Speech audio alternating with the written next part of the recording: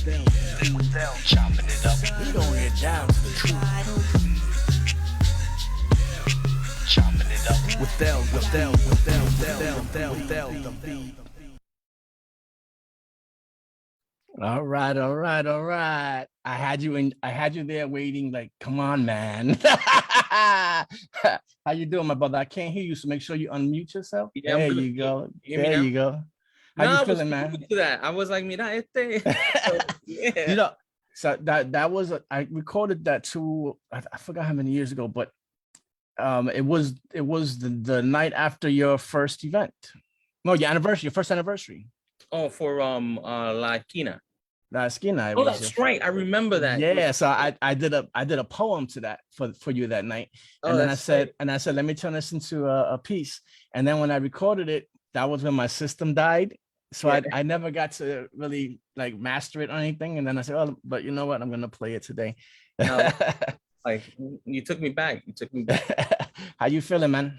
You know what? I'm extremely exhausted. You know, You had a big being a night, man. father. Yeah, no, being a father, that never ends, even when your kids grow up. Exactly. So, my daughter moved today, and I had to, be present as Oh, nice. gotta help my baby girl out, So she moved. Oh, Rebel was with me. Shout out to Rebel. Thank you for supporting my brother. nice. And we knocked it out. But brother, it's never easy to move. Never, man. Like, Oh, listen, Jesus. I'm a, I have a few kids, so I understand completely. Yeah. Blessings to them, to your amazing I wife. think absolutely, yeah, yeah. And Salud. I'm still going. I'm at 55. I got a 1 year old, so Get you know, 55. Get I 55. figure, you know what, the way to live, the key to long life is um everything that still works, use it. I will I'm gonna fold that in my back pocket for when I need it. So we're gonna get right into this because I'm excited about tonight. You know I am. So we're here with Mario Jose Pagan Morales. I didn't put the Ponce in there, Nah. but let's get to this bio because Mario Jose Pagan Morales is a New Yorican poet and cultural worker born in Ponce. My grandfather's from there, Puerto Rico, by way of Guayanilla, and raised in the South Bronx. His work is anthologized in the Breakbeat Poets Volume 4, Awesome, Latinx, Haymarket Books 2020, Birds Fall Silent in the Mechanical Sea, Great Weather for Media 2019, and in the 2019 Performance of Breath edition of Accentos Review, edited by Peggy Robles Alvarado and Lupez Mendez. I'm in that one too. Yep. Pagan is a founding member of the Títere Poets. In addition, he is a Pushcart Prize nominee, vaya, and co-founder of La Esquina Open Mic, or as we Puerto Ricans say, La Esquina. Mhm. And we got him here tonight with us because I've been waiting for this. That's my man right there. Oh, wait, now, am I right that you're related to Taino Image? No. So Taino Image is an adopted uncle of ours. Ah, So we okay. always call him Theo, but Gotcha. Yeah, he's he's a beautiful man. I was gonna Yeah. say because that's my compadre. So I said, okay, we're family now. We're family anyway. Yeah, We're gonna definitely. keep it like that. So how is Mario these days? Things are different for you. How are you? Um, it's funny because like I drop receta out, Absolutely. and I've been checking out a couple of bucket lists. I hooked up with Josiah Luis Aldarete out in San Francisco, and I read out there, and the feedback was amazing. But what's happening is, I'm going about my day to day, and I'm getting people reaching out to me or reaching out to friends, and I'm getting all these messages sent to me, and they get me, bro. Like they get me right in the heart. Yes. They call me, the guys call me Smush. So se me salen las lágrimas a veces because Absolutely. we write and we don't know how our poetry affects people. Like I never set out to write this book. Shout out to Thomas for being like, hey, give me the manuscript. Mm-hmm. For Coloro. But I never set out to write this book. I wrote about what I love. I wrote about my passion, and shout out to Annette Estevez for helping me out with the book as well. and when I look at it now as this living thing that's out in the world, and I'm getting feedback from complete strangers who are, moved and connected back to familia and to the island. So it's been a weird couple of months because Mhm. I've been caught off guard, by people's responses. Sometimes we get penoso, and we're like, how is this gonna do? But I'm deeply humbled and moved by people's feedbacks. So I mean, I already told you, but I didn't tell you this. This is my favorite book. No offense to anybody whose book I love and read, but this book, as we talked privately, it speaks to me, it relates to me. Um, and I it's my favorite book I've read in years. Like I'm so excited about this. I mean, I love it. So thank you for writing that. And I think it's gonna be something that lasts, for the end of times. Hopefully that's not too soon. yeah, So hopefully, tell me one thing you've learned since releasing your first book. um, that the editing process is not for the weak-hearted. No, man, no. No, yeah, it was. There were many a times that D-Bird and Isa pulled me from the ledge. Mhm, yes. Let me vent and argue and get pissed off, and then Daniel in his way. He Mhm, says his love, by the way. yes. Would start reasoning with me, and I'm a very reasonable person. Pero cuando me encabrono at the moment, like you gotta let me just put it out there, and then if what you're saying makes sense, I'm like, okay, fine, but um that's one of the I was told that the editing process wasn't going to be fun, but once you go through it, I'm now able to, because of those who put their hands on this book, I'm able to look Mhm, at my poetry now and see what they saw during the process, yeah. and it's easier for me now to be able to sit with a piece and go, okay, I don't need this. Well, what if I take what, the actual beginning of this poem is the ending, boom. And maybe, what, I'm gonna grab this piece because I'm working on something else and I'm gonna move it over here. So that that's the one thing that has definitely stuck with me through the process of this book. Editing is a bitch. And but I tell you what though, there are people that are highly paid to edit books and they honestly will not even read it. They'll skim through it. So you have a good team. I read the book is edited beautifully. And so everybody who helped you out with that, the whatever you did yourself was done very well, man. I applaud you and your whole team on that. So were either of your parents creative in the arts?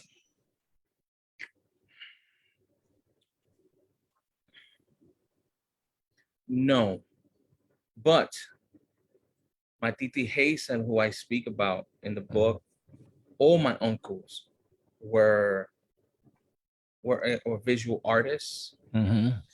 I vividly remember my tia Hazel having a conversation with one of my uncles about her writing poetry and her writing music. And, because my grandfather was a pastor at the time, he kind of like, you know, squashed it a little bit. But Mm-hmm. Yeah. my family is extremely artistic. Um, Right. they're I I in 1980s in the Bronx. I remember it was a different time. I remember wanting to go into my uncle's house because that's where the party was.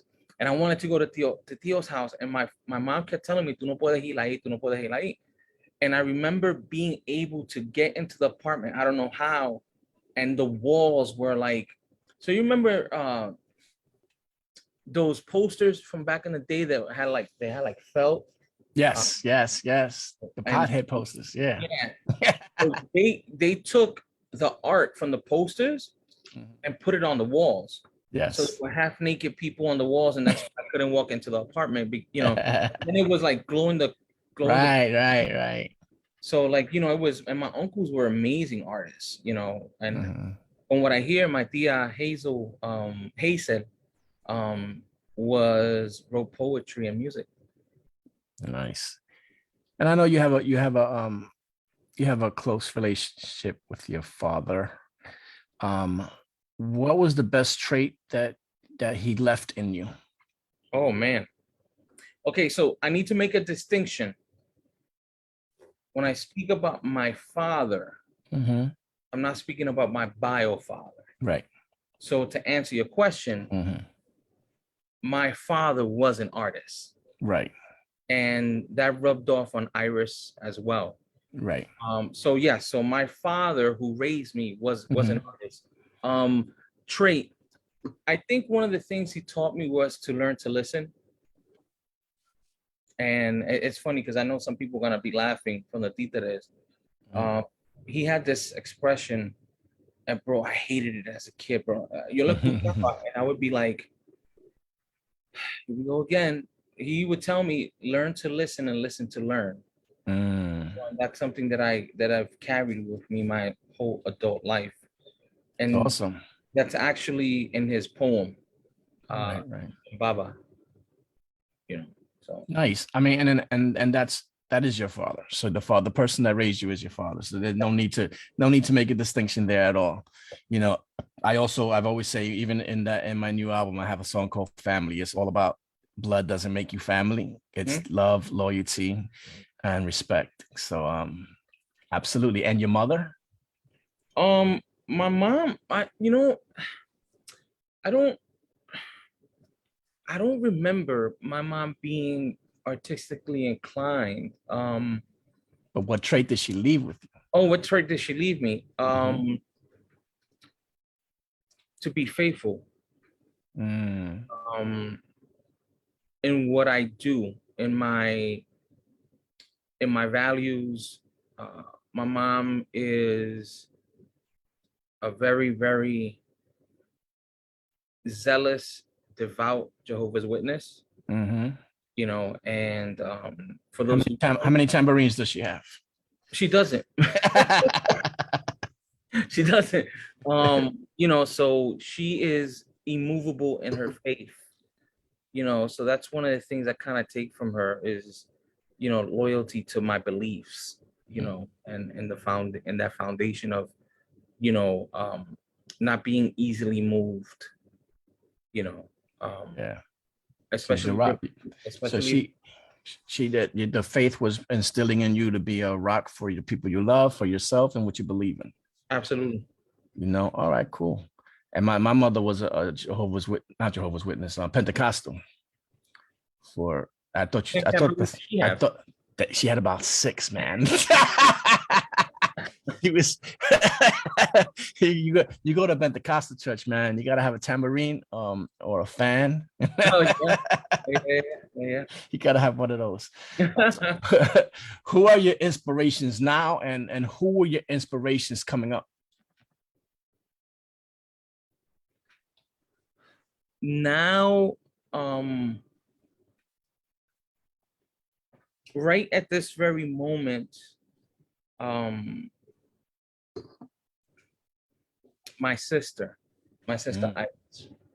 Um, she has made a complete like 360 transformation, into into what was waiting for her.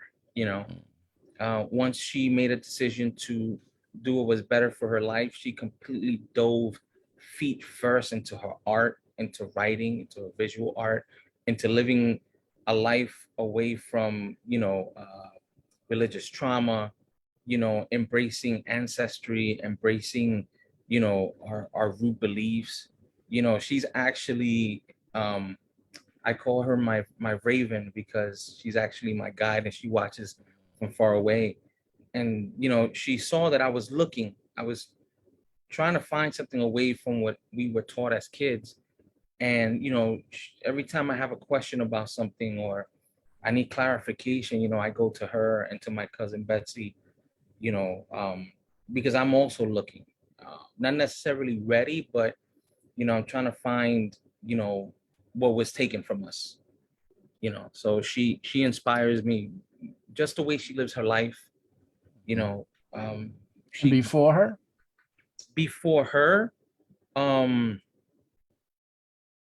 huh, my daughter's mother, Mm. you know, because there was a moment in my life where she was the man I wanted to be, Ooh, you know. nice. Did you write that poem yet right there? Nah, not yet. There you go. It's somewhere there, because you know, That's the mistake, last line of the poem right yeah, there. no, Boom. mistake happens, and she took off, and she went to school, and she, you know, she made a, you know, career for herself, and I kept following behind her footsteps, because yo no me iba a quedar para atrás, you know what I'm saying? Mhm. She's always been a big role model for me. Awesome.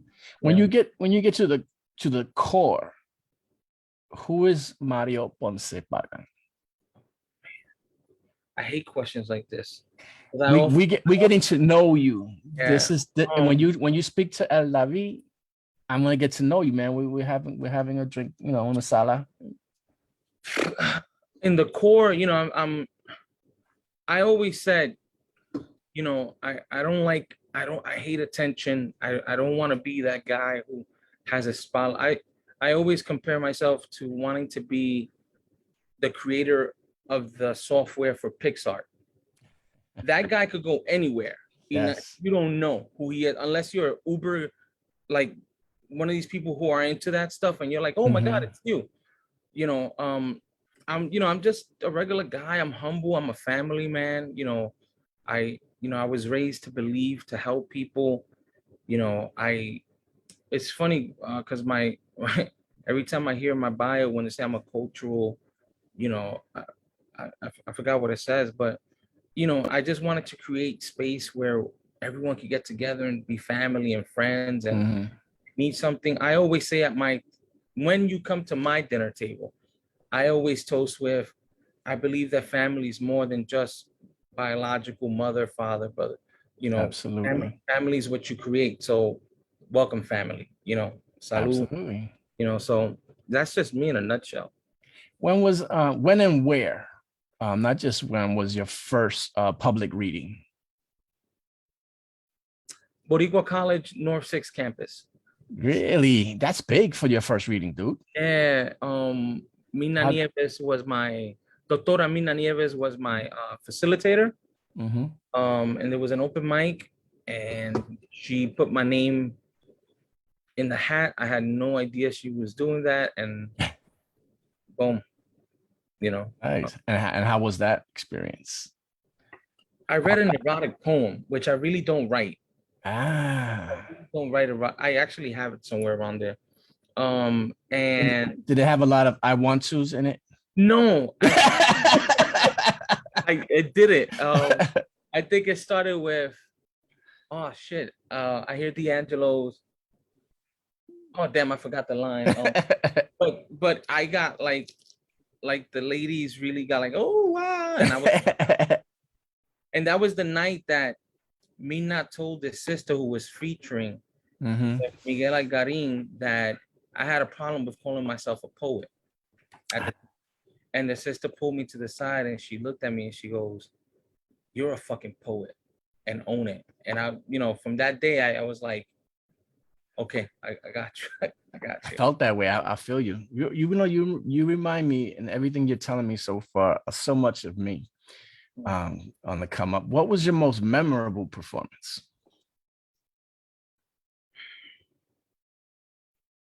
Most memorable performance, I'm gonna say, was my first feature at Gapico Culture for the 9th anniversary. And I featured with Sarah Serrano, Esquilin, and Nice. Nikki Finn. It was my first one.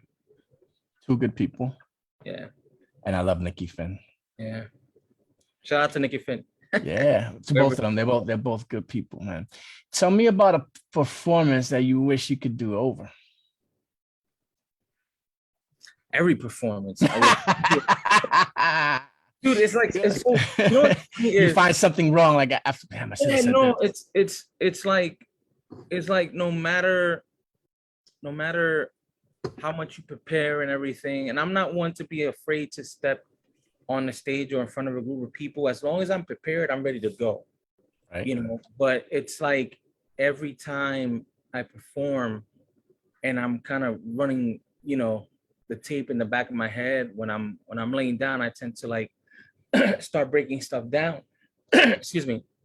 I'm like, damn, I wish I would have done that different. Maybe I should have emphasized this. And, you know, I wasn't too comfortable reading that poem. Why wasn't I comfortable reading that poem in this space?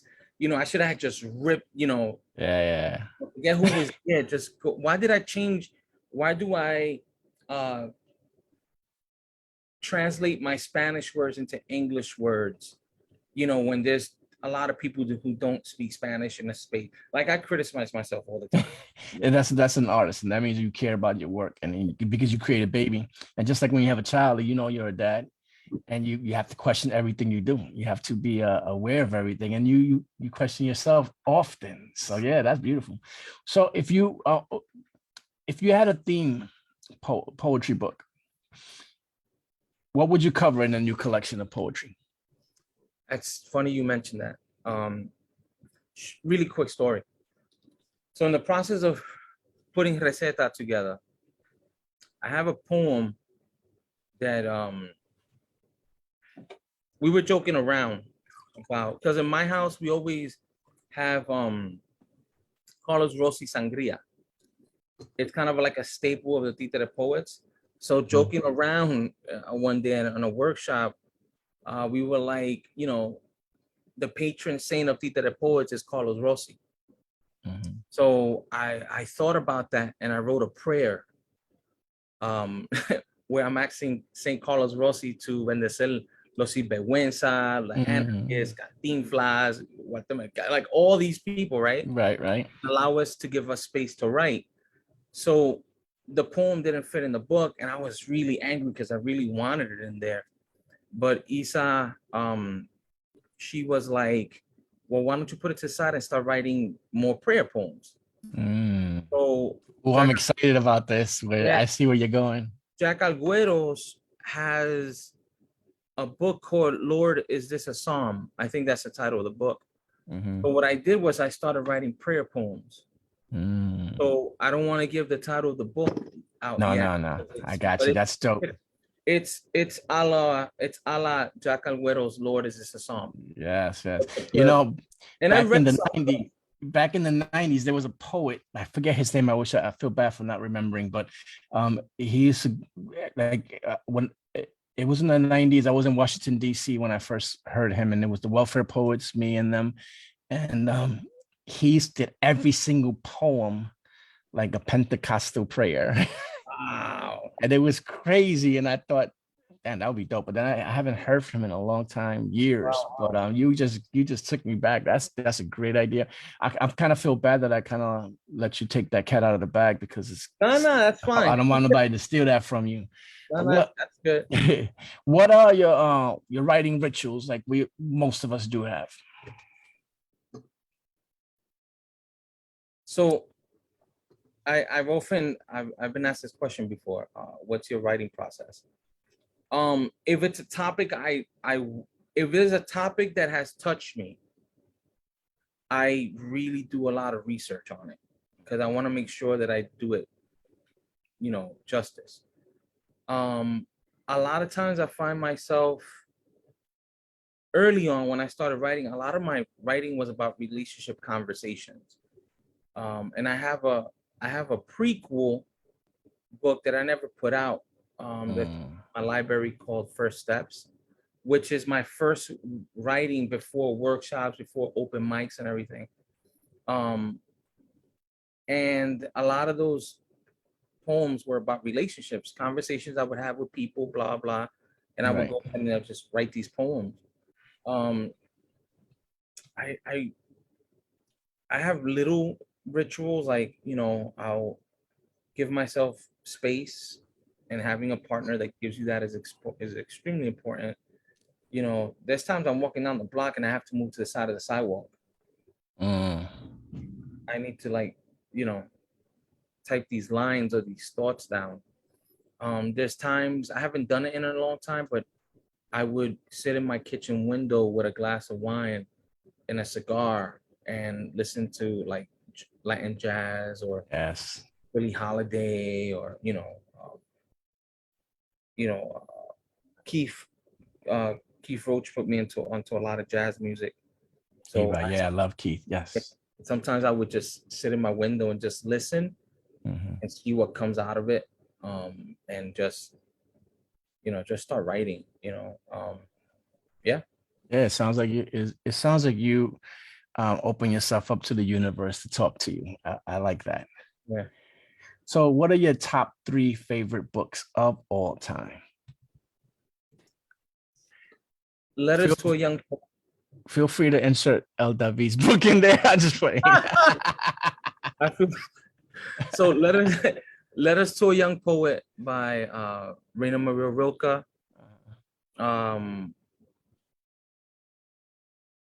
There is currently a book that I'm consuming that I'm like completely, utterly in love with, called Desgraciados by a brother called Angel Dominguez.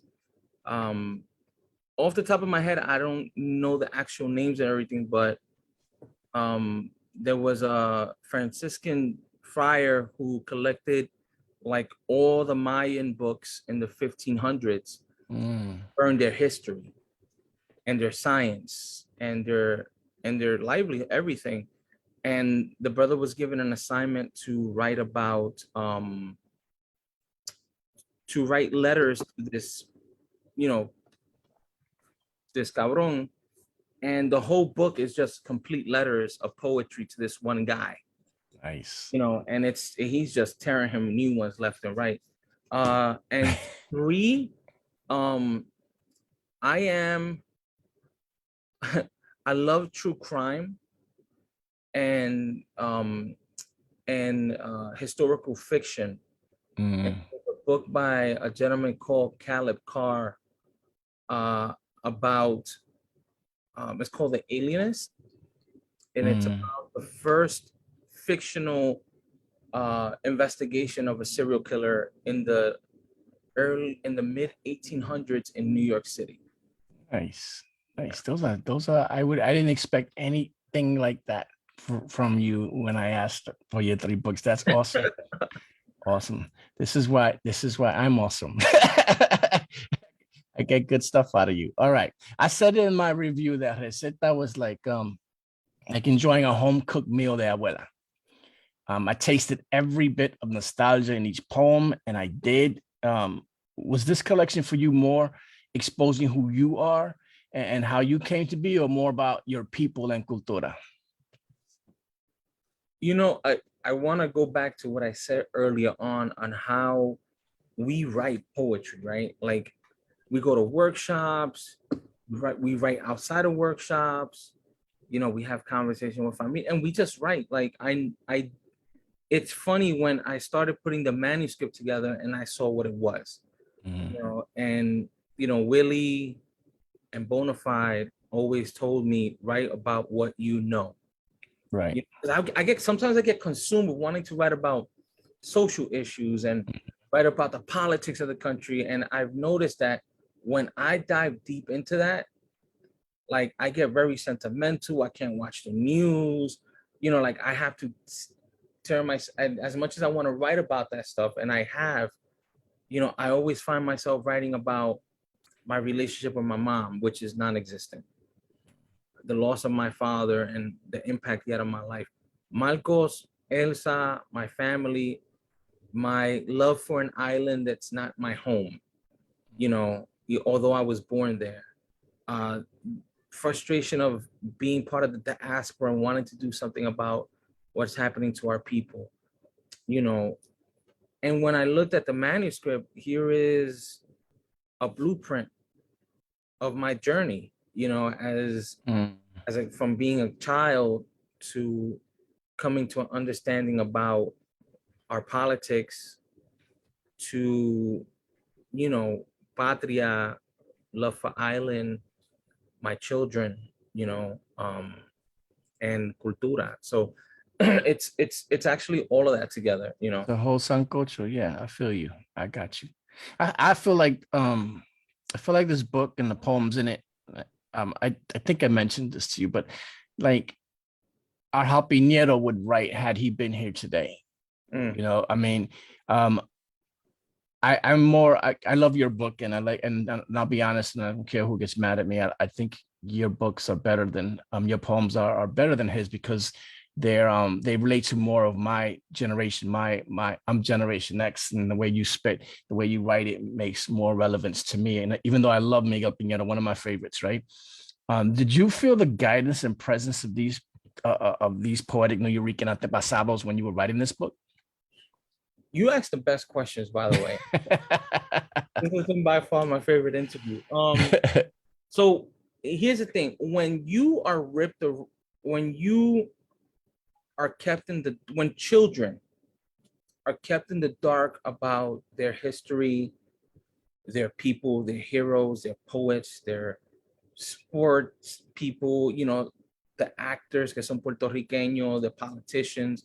When children don't know about this and they get to a point in their life where they're like, holy shit, you know, like I had a friend who's writing a book, who's writing a Puerto Rican brother who wasn't raised on the island,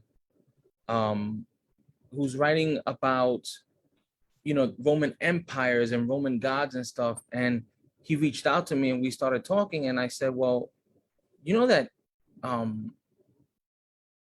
we have mythology and you know, our Taino ancestry. And this brother fucking lost his mind. It's like he discovered a third moon. Like, he was like, what are you talking about? And I sent him to a page and he called me back crying. And he was like, I had no idea, bro. I would have been writing about this. So that's what happened to me when I got to, you know, I'm not sure how, or I know how.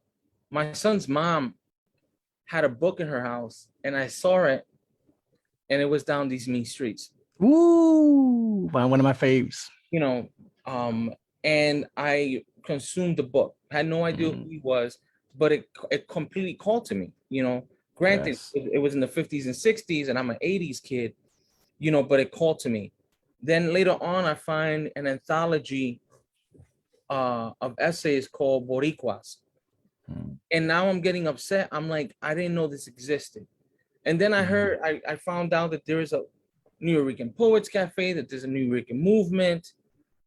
And, you know, I just started as much as I could grab and read. Then I found, you know, I found Capicool, you know, and then, you know, it just, I started hearing my language, my stories, but I didn't think I had permission to write in Spanish or Spanglish. And then I meet a brother by the name of Eric Acevedo, who kills it.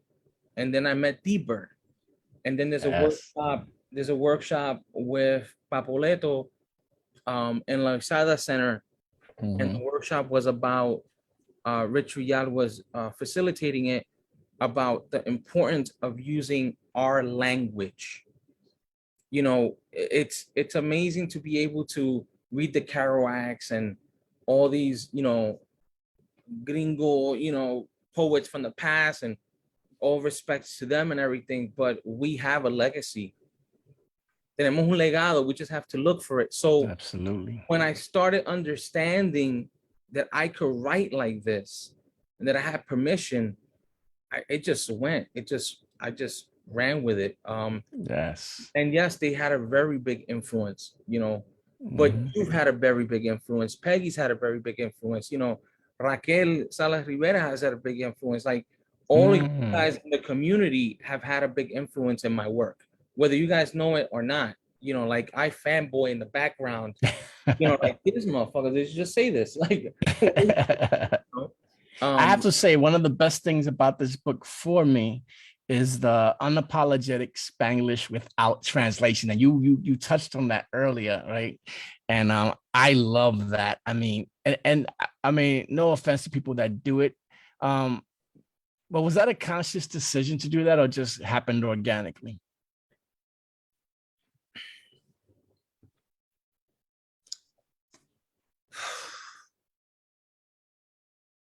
Okay. I was asked and I said no. Mhm. Nice. Nice. Yeah. But it And was it was asked that maybe it would be nice to have something in the book. And I was like, mhm. absolutely not. Yes. I don't think that as Latino writers, we have to, if you do, shout out to you, because I know a couple of poets Right. I had conversations with who have put it in their books, Mhm. and it's been very limited. But I'm willing to remove a line. I'm willing to maybe, work on the way it looks on the page. There was a concept where each page would tell you where the poem took place in. Mhm.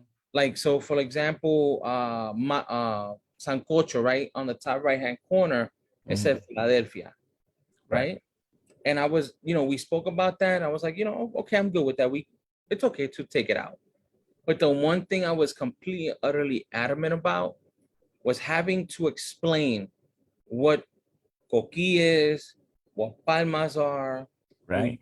who is. Like, my dude, that's what Google's for. Get a dictionary. Like, Exactly. And let me, and on that same note, see, when any poet writes, their poem means a million things to a million people because a lot of the metaphors in it mean different things to different people. And poets don't explain their metaphors. They want you to listen, read it, and whatever you get out of it, either you understand what that poet was trying to say, or you don't. yeah. But they don't be like, explaining the metaphors of the sun and the rock and whatever, the tears of the sun, and then tell you what I mean by that is. So Yeah. then why ask you to speak in a language that they can do some research on Yeah. and learn themselves what you meant by that. So I have a couple of list poems in this book. Mm-hmm. There are dates in this book, Un cerro, una maravilla, un junio 1953, Cristobabo, flag over cara de migrante, de águila blanca. My dude, go look that up.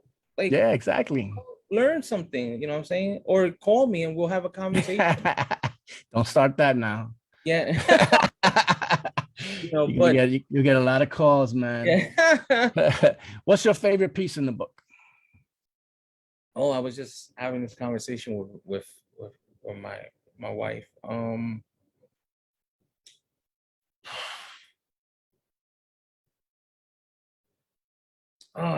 There's two pieces. It's the introduction to the book, Really? Oh, wait. That was a dope introduction. Which is That was, and then my second favorite. well, no, hold on. Before you continue, go ahead and say who wrote that the foreword, because that was so awesome and important too. So not the introduction, but the foreword. Oh, the foreword. The foreword was written by Rich Villat. Yes. And I was after him because deadlines and stuff, and I was like, dude, you got it. He and I have developed he's my best friend. We've developed this really amazing big brother, little brother, cousin, whatever you want to call it, relationship. Right. And we went to go see my sister perform in Cortona Park in the Bronx, and then we went to eat, and we're literally walking through Origin Story, the poem in Origins, the poem Origin Story, They Did It Run the Sky. And I'm literally pointing out, that's the handball my father used to play sometimes when he was unemployed to make money. And this is where my Uncle Dolly slept on the benches. Don Marcos would come to try to pray for him, but he just couldn't break his habit. And I used to bring him. And I'm breaking this whole thing down for him. And by the time we got to the restaurant, he was like, I got the forward. And then he sent it to me, nice. And I wept for a couple of days. Yeah. It was, and you matched it because I mentioned it to you. Yeah. I read that and I was out. I've never, when I saw how good that forward was, now the book has to be as good as or better than the forward. And I was like, uh-oh. I was like, dude, like no pressure, right? Like you write this forward. So tell me about the introduction. Why did you love that so much? The first poem, so this first poem used to call Yo Ponce, when are you writing your first book? Because Nikki Finn would like pull me to side, was like, yo, Ponce, when you writing your first book? So what I did was I wrote a poem as a swerve, whether I'm not answering your question, I'm gonna tell you this story. And then it was much longer. And I wanted to write about my grandmother, you know, and these rituals that we have that we don't even know the rituals. You know, you step into a kitchen with a tia, a tío, your dad, you know, someone you love into a kitchen and you're cooking. That's a ritual. You know, absolutely. you guys are grabbing, you know, el sazon, that's potion. Yes. Blow up, you know, that's rabbit's foot, you know, and then this is, you know, ojo de sapo. It's ritual, you know what I'm saying? And you know, again, shout out to Annette Estevez who like sat down with me and if we made it what it was, and it has become such an important piece to me because it sets the book off. You know, it lets you know that that there is familia, tradition, and spiritual belief that you're about to dive in, you know. So yes, you know, yeah. What is you're never, this is the only time you're ever gonna get asked this question. So what is the most Puerto Rican thing about you? Wow. Woof. You want me to make it easier for you? No, I'm trying not to be I'm trying not. What is the most New Yorican thing about you? My Spanglish. Yeah, I made it easy. I told you I could do that. The most Puerto Rican thing about me is my accent. Yeah. And my birth certificate.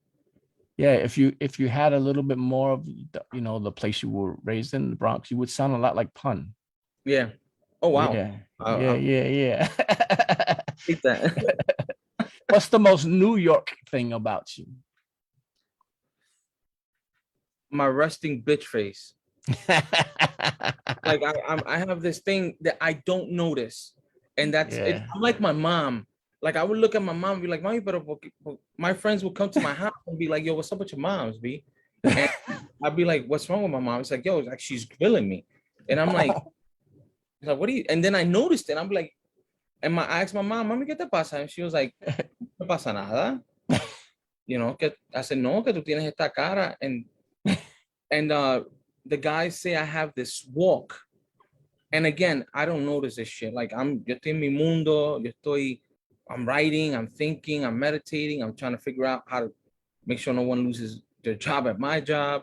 But they're like, yo, you have this walk and your face that if no one knows you, they're like, you're about to go into battle or something. And I'm like, you know what? I get that. What are you talking about? Like, you know, people think I'm a mean person all the time before they get to know me. I'm like, me? I mean, I can set it off if I have to, but I don't want to. I'm like, I'm a good, but like, I don't know. You're right. That might be a New York thing. Yeah. So, what was the hardest part about writing your book? The hardest part was to come to terms. It's always hard to write about my mom. Like it took me a really long time to be able to write about my mom. So for those of you who don't know, me and my mom don't talk. She's not a part of my life as much as I want it. But it's always been. Once I started writing about her, it was easy. I empecé a despojarme, you know, like I was like like I have poems that are not in this book, you know, about burying things and you know leaving candles in mausoleums, you know, stuff like that are not in this book. But that was the hardest thing. And then the second hardest thing was to come to terms that I always considered Puerto Rico home. because there's this romanticism of being born there and have lived there, you know, but coming to the fact that, yeah, you know, it's a part of my life, it's a part of mi cultura, it's a part of my children's culture, you know, but coming to terms that home is not Puerto Rico to me, you know, Right. and that was hard. Mm. And Just- that was through a process of writing this book. And I'm glad you saved those other poems for future books, because we want more of you, man. And I'm excited to see how that works out. Describe yourself in a hashtag. Hashtag Títeres live forever. Nice. I like that. But you have to change it to Títere because it's Títere. about you. Títere, here you go. Hashtag Títere forever. Yep. What's your biggest fear, brother? Lately, for some strange reason, lately, it's been death. I've never been afraid of dying. So lately it's not being around for my family. Yes. In that sense. I hear you. Yeah. You know, I'm not sure lo que me espera en el otro lado. Mm-hmm. You know, if there's an afterlife, I know Right. in my heart that I've done good, that my goods have outshined the bad things I've done, Mm-hmm. but it's leaving my family and not being there for them. Yes, I feel the same way. I don't fear death. I fear who I'm leaving behind and how it's gonna hurt them. Yeah. Yeah. I feel you. If you could have a superpower, one superpower, what would it be?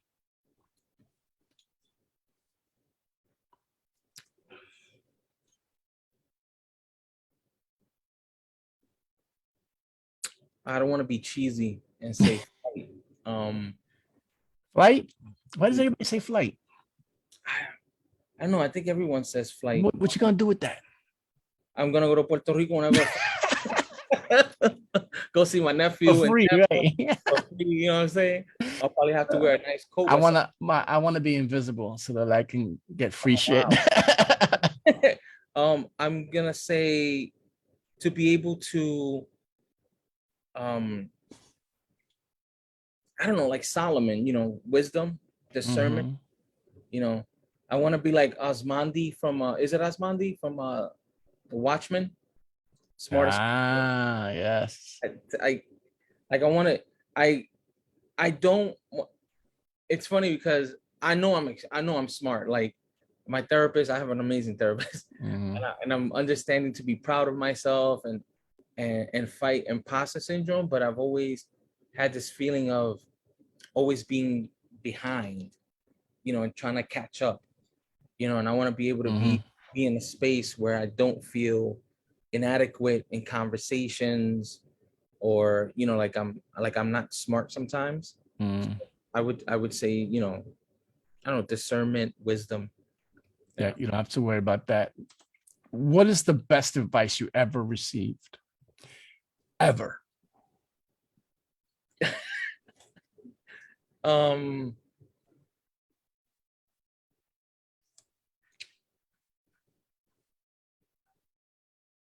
Oh man, that's a good one. I'm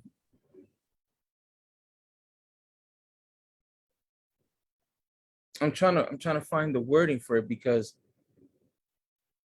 I was in a really bad relationship. I was told leaving will not make you a bad father. If anything, it will give you the ability to be a better father. Yes. All right. Yeah, you gave yourself that advice. Yeah. That's It was, awesome. It was a my father's partner, his business partner. That's awesome. Yeah. And I heard that and I was like, what? Yeah, he was like, yeah, bro. Yeah. I was miserable and he was like, come on, dude. I hear you, man. I've been there. Tell me about the cover of Receta. Oh, So Yeah, and hold that up so we can see. I mean, and tell us the artist's name, and then so the artist of this cover is Anthony Rivera, mm-hmm. uh, poet, visual artist, craftsman. The brother is amazing. Yes. So the cover of Receta um, was an idea because the original title to the book wasn't Receta. The original title of the book was From the Mainland. Mm. And it was because I was writing these poems from the mainland. Right. And the idea was this vision of being in the in-between, of having this heart wanting to be in two separate places, right? Of wanting to be in Puerto Rico, but being from, a city, from the Bronx. Right.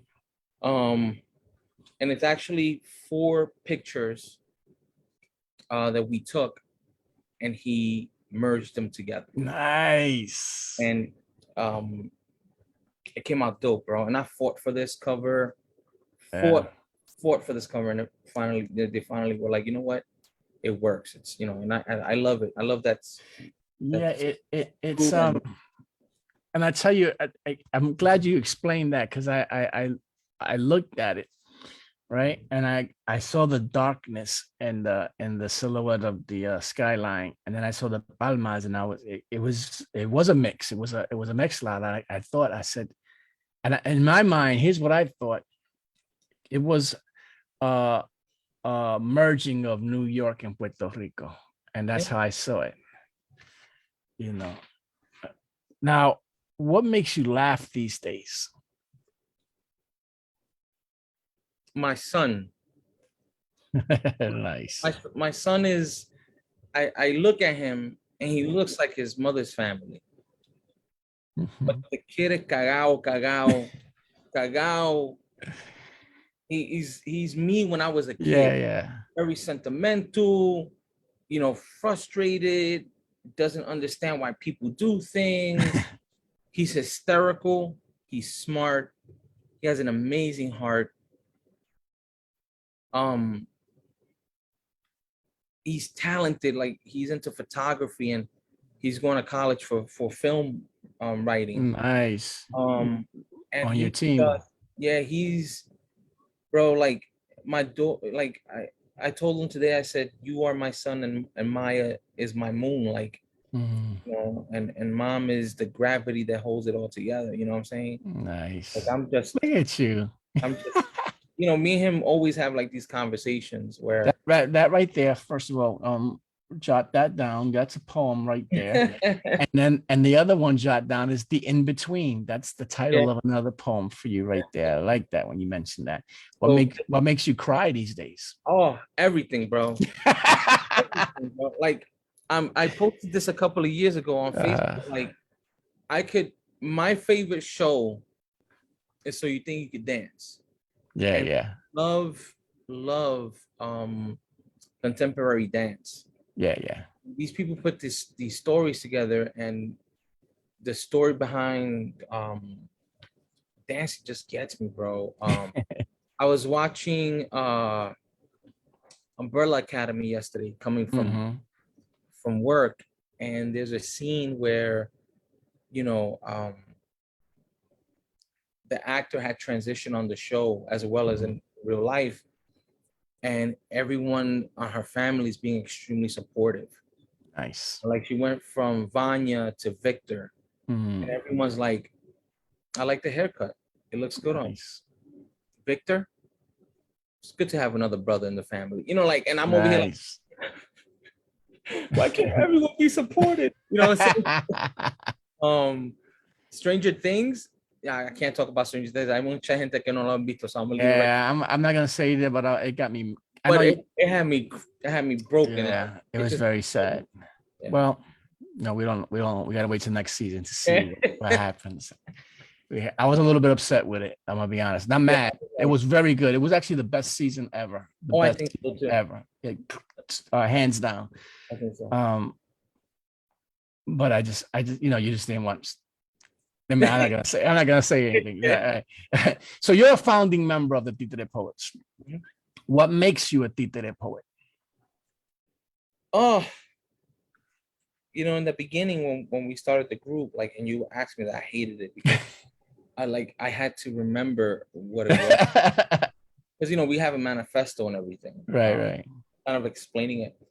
So what happens is the títere is an archetype, hero. Um, we in Boricua cultura, being a títere is not a good thing. Like, he's the dude in the corner your parents don't want you with. He's up to no good sometimes, or just wasting time, loitering in the corner, in people's business, maybe running numbers. But the thing about the títere is that he's also taking notes. Like, he knows who, what, where, how.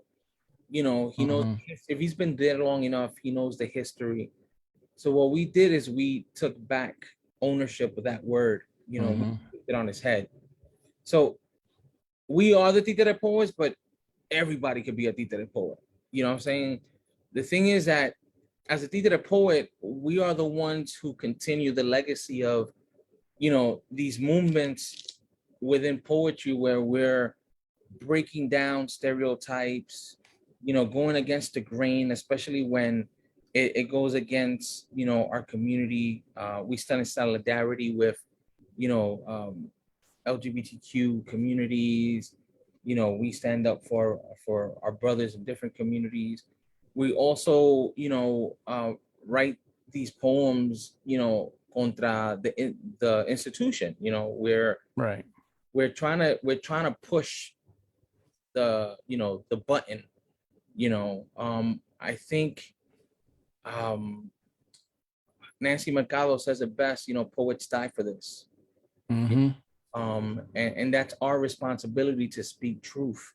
Right. We have our Wella poems and we have our island poems, but it's also our responsibility to bring light to what's happening, and that is what a títere poet is. Yeah, and like me growing up, I'm a little bit older, so títere, you do exemplify that. Like, if you're writing and you're writing it alone, when people forget where they came from, forget the calle, right? When they forget the streets, when they forget the cultura that raised them, that's when they lose that títere crown. You know what I mean? And when you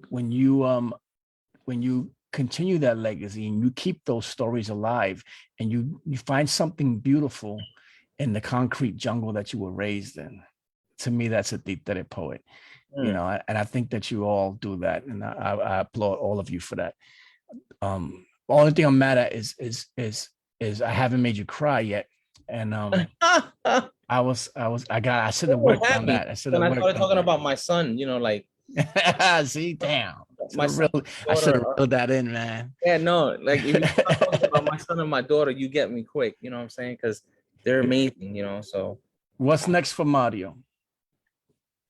I'm currently have a couple of readings coming up. In October, I'm gonna, if everything works out, crossing my fingers, I'll be teaching my first workshop. Nice. Which I feel is like the next step in my evolution as a poet and as a teacher. Being a teacher has always come easy for me, but I've always feared to teach. To stand in front of a group of people and say, this is the lesson, I've always feared that, but I've always been told that that's been my calling. And again, what I do is I surround myself by amazing writers and poets who help me kind of, sharpen my skills and to be able to do that. So I'm diving. I've been asked a couple of times, and I was like, this time around, I couldn't say no to Thomas. So yeah, you got to fear forward, man. Yeah, man. We're gonna play two games. The first game is called "Which Word Is Bond." You got to tell me which of these statements is true. All right, you ready? Go. Thomas Fucaloro is from Staten Island, but low key reps the BX to the fullest. 2, He worked as a retail manager for 15 years. 3, likes to snuggle with his pet Stan, a naked mole rat.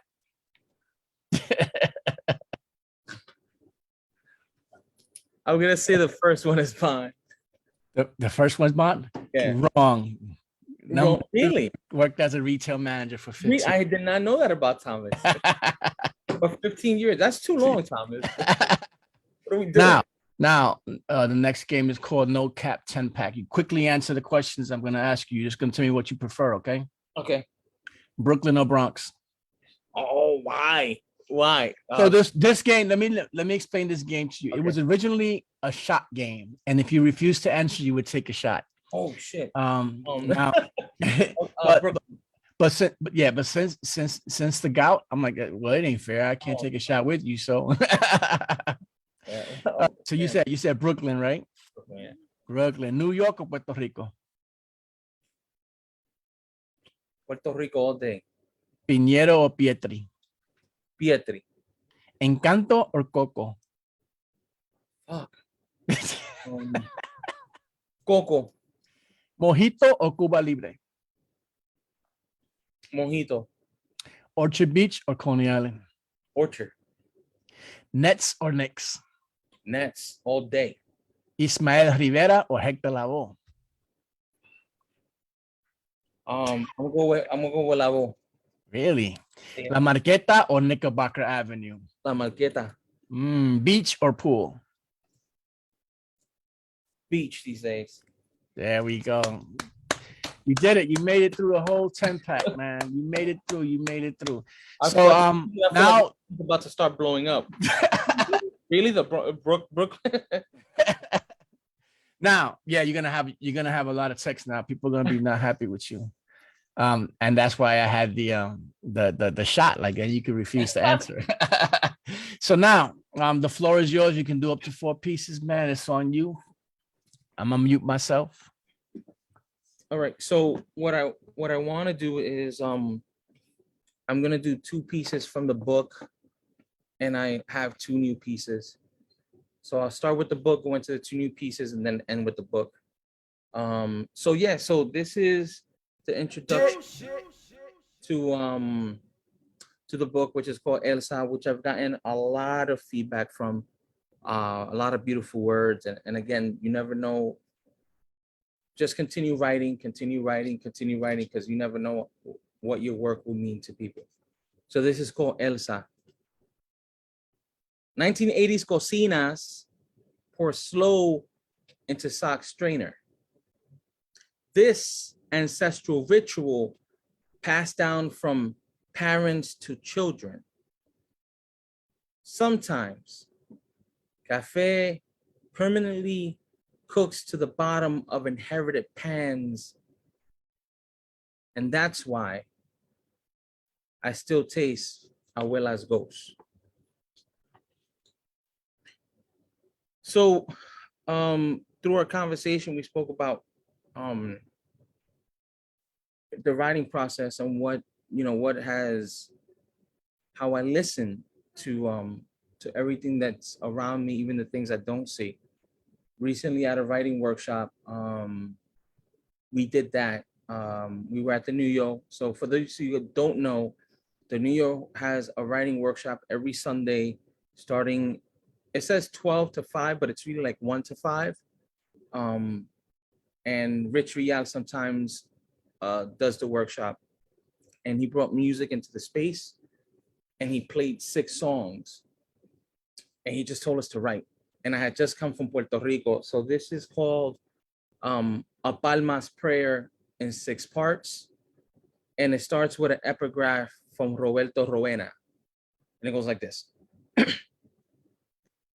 ¿Cómo te hago entender que nadie extraño más, que nada me hace falta más que tu presencia, que nada me lastima, como lo hace tu ausencia?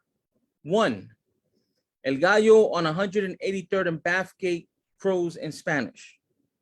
La brisa salada del Caribe climbs up my fire escape, creeps through la ventana, whispers, tú estás in a hammock with rouge stained labios, spitting granada seeds into abuela's jardín, cuidado. La guinea is taking notes, will report back to Elsa, ¿quién fue el sinvergüenza? The wailing gringo ambulancia is muffled on la tercera, y yo estoy lejos between a mata de berenjena y carambola tree, holding on to mi niñez before mommy leaves to where the rivers come out of pompas and palmas are light poles con sneakers hanging frutas extrañas. I'm not across the street from St. Barnabas, not 4 blocks from Little Italy. Mi alma is in Titi's arms, en el balcón de mi nostalgia, en las quebradas, mi cuerpo, en los New Yorkers, en un railroad apartamento, desorientado y confundido y frío between the mainland and an imaginary place called Guayanilla. 2. Above the house in Juana Diaz, Guaguansec tells me Abuela is waiting for you in Guabay, on the shores of a river Jacuas. Let's go. Volando above the house labeled Se Venden, floating in una Malta India cielo, backstroking in brown sugar oceans, I'm greeted by Guature, who proves to me that jicoteas do go to el cielo once they reach el horizonte. Ask the shaman, si no me crees, he's riding a hummingbird called Benito, who moonlights as a conejo, who asks, ¿hay mambo o no hay mambo? 3. En el viejo San Juan, bird bebe whiskey and smokes cigars en un balcony next to a wall of bullets named Alviso. En la sala where Pedro prayed for a sunrise named Independencia, outside his window en la calle Sol, the pink casita now hosts el Saint Germain Bistro y Café. Esta casita once a fortaleza of Valentía. Now, los Yankees look at menus and marvel at the pretty pastel house. Here, you can now order a jugo de acerola, sourdough avocado toast, and pumpkin chai creme brulee. 4. When we are forced to leave, nuestra mancha de plátano is permanently burned on the cobblestones of la calle San Sebastián. A slow llanto can be heard from El Morro, moving through the narrow streets of San Juan. We rationalize que será just for a while, te lo juro, trying to convince nuestros broken corazones que la melancolía will be temporary, que nunca seremos amantes de media jornada, nunca seremos extraños buscando el regreso a casa. 5. It's 5 a.m. Rosario and I greet the Guay while our hearts dream of Pan Sobao. We marvel how the mountains burst fire, split the phoenix rising, how Colombia y Puerto Rico burst from her mouth como papagayo embrujado. Her joy ushers the rising sun, and we offer café y cigarrillos. Wonder if El Sol will recognize us without our fathers, if it understands Spanish. Would it be confused by the colonizer's tongue coming from brown bodies? 6. Would you recognize me on the beaches of Condado? Does the flamboyant know I'm soft? Will the sign in Guayanilla welcome the prodigal son? Are you waiting for me?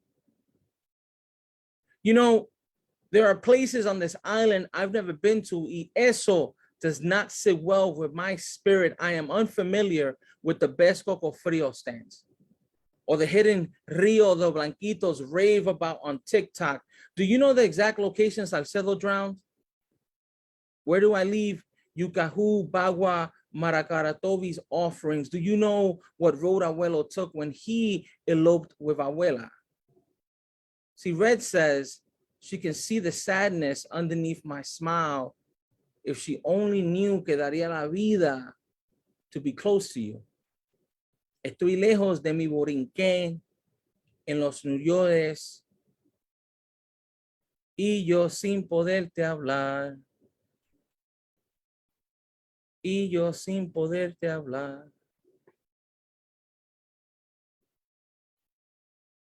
So about a year ago, my brother Vigo Hart, reached out to me and was like, yo, let's go to this house party out in Brooklyn. out up in the open air because I need to dance. And I was like, you know what? That's not a bad idea. I haven't danced in a while. I reach out to some friends, and Rich Vial shows up, and an amazing poet and sister, Ashley Amanda Villanueva La Tormenta, also showed up. And when I started dancing, I just let go of everything, and I went into a trance. And this is a true story. Prayer to Louis Vega. El curandero is spinning on the wheels of eternidad, a DJ Double R remix where Celia canta Siete Potencias y Hector honors Oshun y Yemayá, who are drinking cafecito on the dance floor of our universos. Los cuerpos of almond toasted dioses, todos en sus multiverse trance, despojándose under el fuego of las estrellas un sábado por la tarde. I am drenched in lost memorias of mi niñez, holding on to faded recuerdos where la lupe just sparked up el carbonero y los humos llegan al infinito. All I hear is sacude, suelta, suelta, suelta, suelta. So I take it con easy, y papi stands con Cristo on the precipice of mi corazón. Y allí I jump feet first into profundo sweet waters where I always find abuela en mis sueños. And I've been told el indio will not let me drown.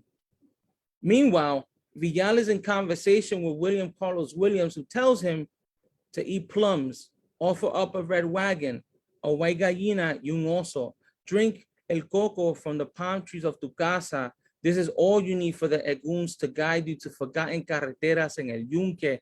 He sweats miel y agua florida, and the pitorro his tío gave him in Fajardo will lead him to the answer of quien mató a Don Goyo for killing it at the Bacardí Decima Festival. Mark estrellado on the clouds after masticando calanchoa, his seafoam cream shoes burning rose petal sage, smoking Palo Santo, passing the smoke to Bimbo, who shows Mark how the work is, y como this, passing the smoke to Bimbo, who shows Mark about the work, y como this will help him break lines like a Shakespearean tragedia, y él verá his pencil will llorar when writing about familia. Mira, ask el igual to open tu mente, he says. He'll show you the way, and Mark smiles. Porque he and el igual son panas, y la llave of caminos have been given to Vigo since salsa played in Sing Sing. 4. Villanueva passes the ofrenda to heathens who come to confess nada.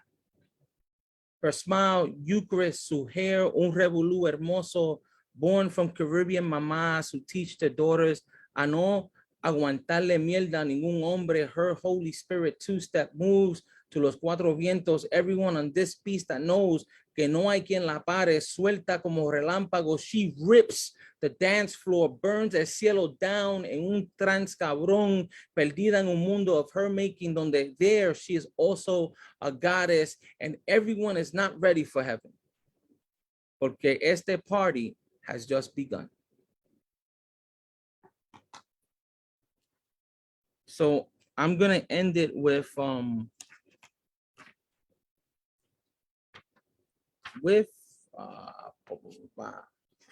I'm so sorry, I had it. Se me perdió. Origin story, títere from the sky. A títere descends from heaven, still high.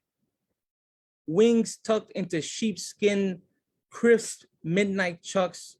Fresh Yankee de medio lado walks con un tumbao, encolde y agarrao, porque ya tú sabes bacalao.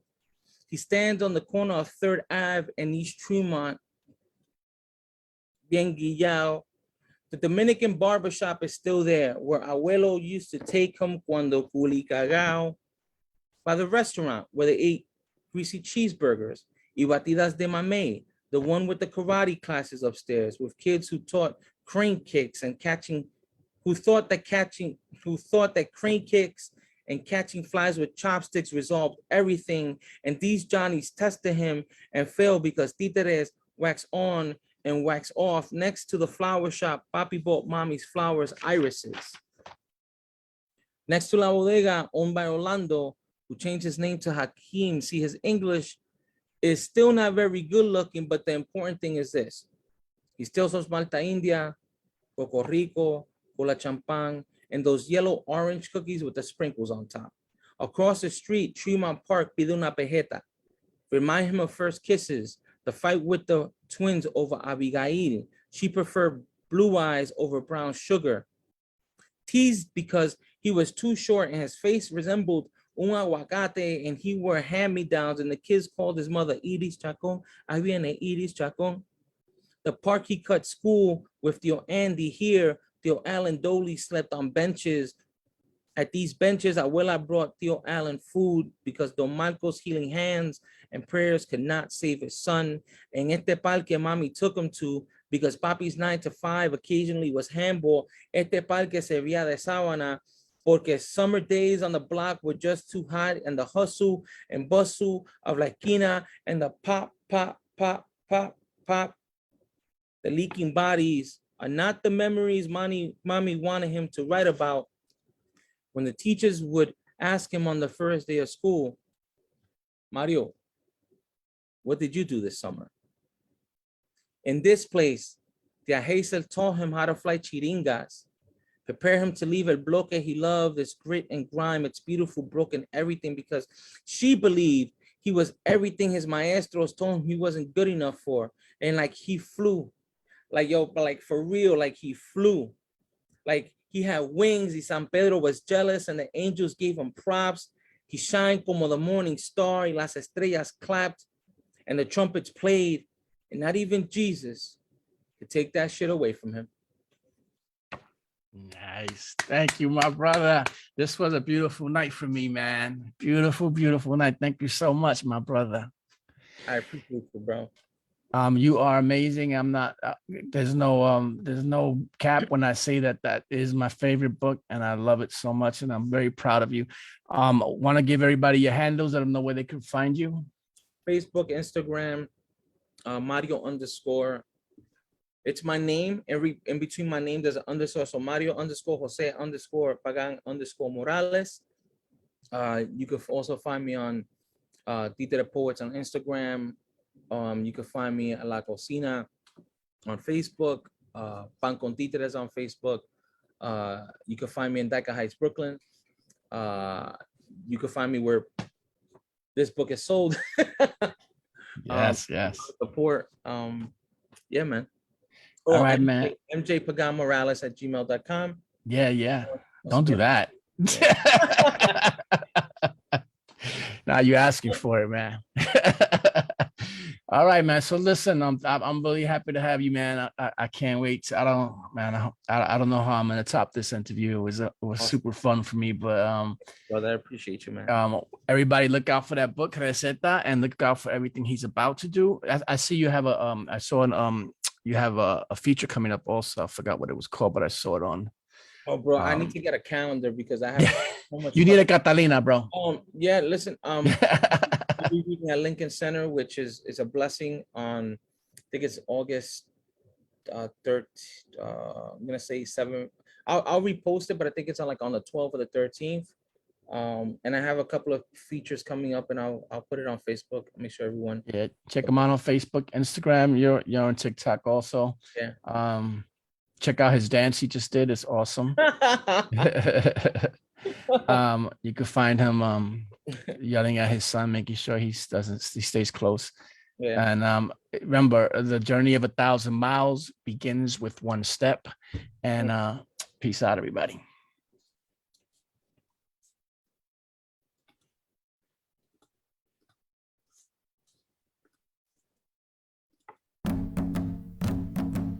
Soy títere con poesía matómique. Soy títere con poesía matómique. Soy títere con poesía matómique. Soy títere con poesía matómique.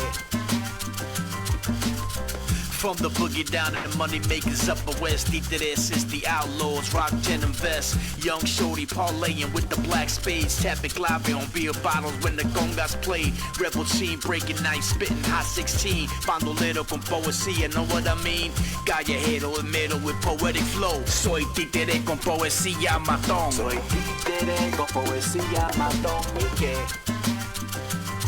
Soy títere con poesía matón y que. Soy títere con poesía matón y que. Soy títere con poesía matón y que. Look, I don't spit Spanish like the body of bros. I'm more like Billy Joel than the Hector Lavoe. But the Yuba Bomba is deep in my bones, and the Coqui song is the anthem of my soul. Sin vergüenza, I come from a breed of beasts. We reconstructed, raised by the streets, bound to the hood like a puppet on a string. I spit hip-hop slang when I does my thing.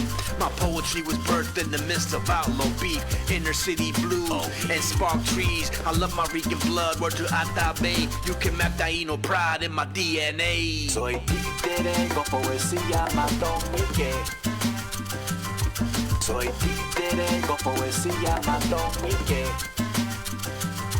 Soy títere con poesía matón y que. Soy títere con poesía matón y que.